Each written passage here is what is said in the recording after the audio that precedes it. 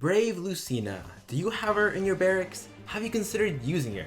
Well, I'm here to tell you that you should be using Brave Lucina.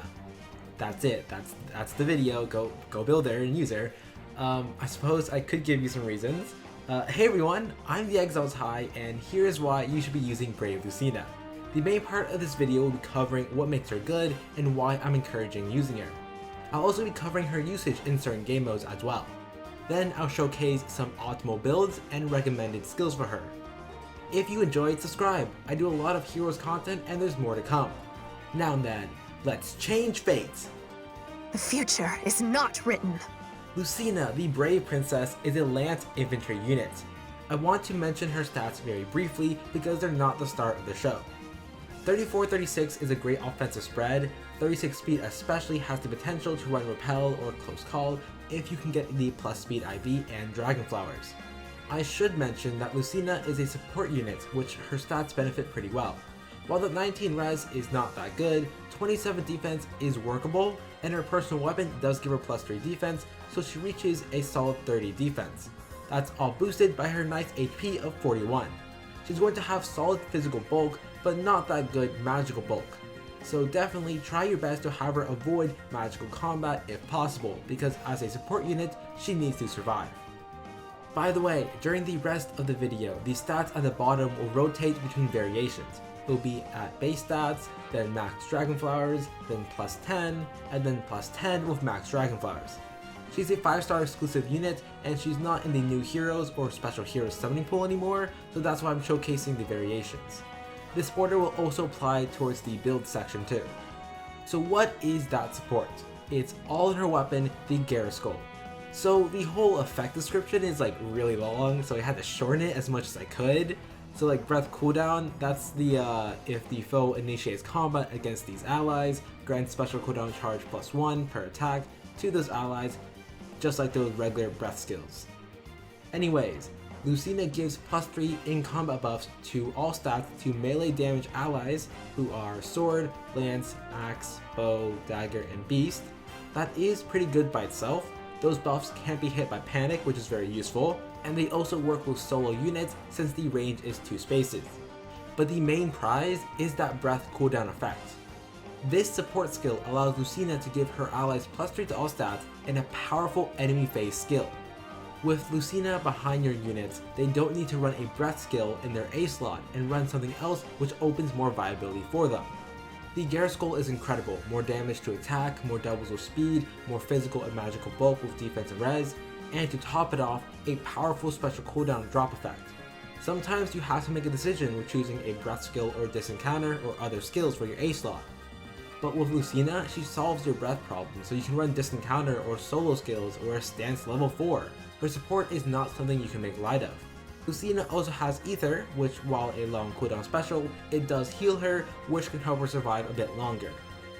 Dry Speed paves the way for other support skills that can boost her effectiveness as a support unit. Let's talk about some good allies for Lucina. I swear it's not just a bit with Ike, he's just really good with Lucina. Brave Ike has a fun enemy phase where Irvan forces his foes to attack and then do their follow-up attack. He can reduce the damage of the first hit by 40% and the second by 80%. He relies on those 2 hits coming at him while he has steady breath, so he can proc Ether when he retaliates. It's a solid strat, however, having steady breath prevents him from using disencounter to take on ranged foes. That's why you bring Lucina, so she can be his breath and he can destroy everything. Units like Fallen Ike benefit from having all of his stats buffed since he has Disencounter built into his sword, so he'll be dealing with both physical and magical units. He needs speed, so his Repel will work, and with Lucina, he can replace his Darting Breath with a different speed-based A skill like Attack Speed Bond or Attack Speed Solo, maybe even Attack Speed Push. Basically, with Lucina, Fallen Ike has access to more, and his other skills can shine even better. Lucina struggles against green units because she's a Lance unit, so bring a red unit to help her out. Preferably someone who can also get her Garruskull buffs. So what about counters? Well, as said before, powerful green units are dangerous. Best keep her away from them. Guard skills counteract the breath effect, which is very bad, especially if you rely on that special proc. Baramimon, I think that's how you pronounce it, has a C skill called Impenetrable Dark. There are plenty of jokes I could make here, but what matters most is that Bravimon turned Lucina into a joke with it. This skill nullifies all support skills from an outside source, aka Lucina can't buff her allies. And that's kinda nasty, so watch out for that one. How is Lucina in Arena? She'll do great with amazing enemy phase support. It becomes much safer to enemy phase bait with her support. By the way, this also applies to Ether raids.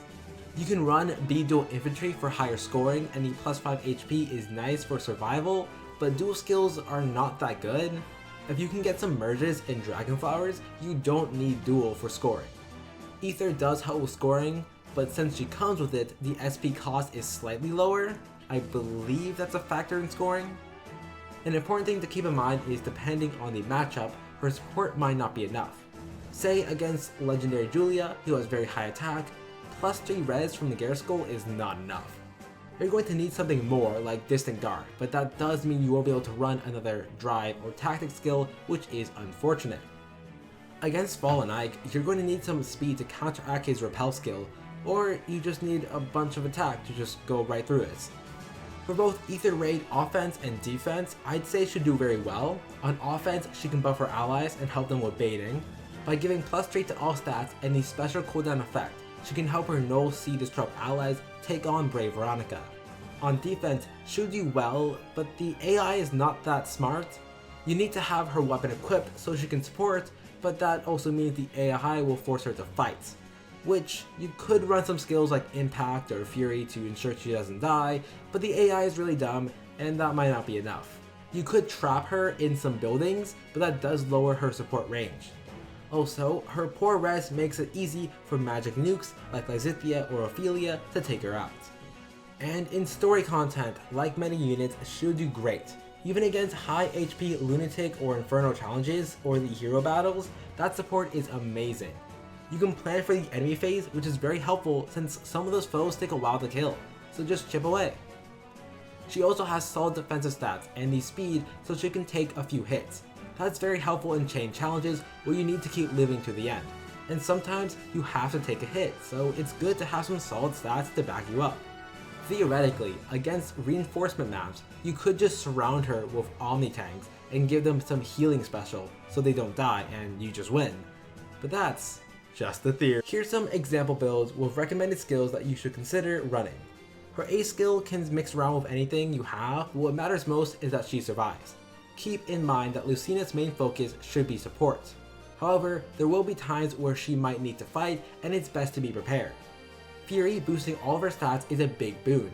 More speed and defense helps keep her alive, and while that res is still bad, it's still good to keep up. There is Fury recoil, however, Ether can heal her up, and she's not going to be in combat too often, so the recoil won't happen that much. Attack Defense Unity is a relatively new skill, and you don't have to sacrifice your Brave Dimitri for this. Just the general idea of a defensive skill that helps her survive is the most important thing to get from Unity, because that skill is super good. Eventually, if we ever get Defense Res Unity or Speed Defense Unity, that will be ideal so Lucina can survive longer. Steady Breath also works well because why not? She gives the breath support, so why can't she have it too? It gives extra defense, and it can help her proc Ether faster so she can keep up her HP. Now for the support skills. Chills are typically used. They're great for crippling the foe's stronger units. Joint drive skills are pretty much a better drive since they buff more, and they buff Lucina as well as her friends. You can stack it with a drive seal. There are other options like tactic or wave skills for the seal slot. If you run a rally assist skill, you can pair that up with ruse like the attack speed ruse, and then throw in a feint skill for the seal slot as well. Here are some more offensive builds that also do some support. With that solid speed stat and little investment, Lucina can run one of the damage reduction skills pretty well. Attack speed push forwards recoil is countered by Ether and the fact that the damage is reduced. The second build to the right is mainly offense with Impact and Lull to give her the damage and the doubles. She doesn't have that much support except for the Gare Skull. She's using Ruptured Sky here, and that can help her fight against dragon foes, which the Gare Skull is effective against. I want to point out the infantry skills. Infantry Breath, Flash, and Rush are all good support skills for Lucina to run so she can support her fellow infantry allies. Some are a bit more expensive than others. There is Infantry Pulse, but that skill requires high HP, and Lucina is like average, so it's not the best for her. Another thing to mention is the damage reduction specials. Those are good for Lucina since it helps her take less damage. You could pair it up with a breast skill or something. I do like Ether a bit more, but if that works well for you, then go for it. I really like Lucina. I think she's a fine character, and like she went through a lot of stuff to be where she is. Like, oh, time to change fates. I can see the future. Well, that's more a legendary Lucina thing. And Shulk too. By the way, you should buy Xenoblade Chronicles Definitive Edition for Nintendo Switch. Amazing game. Please get it.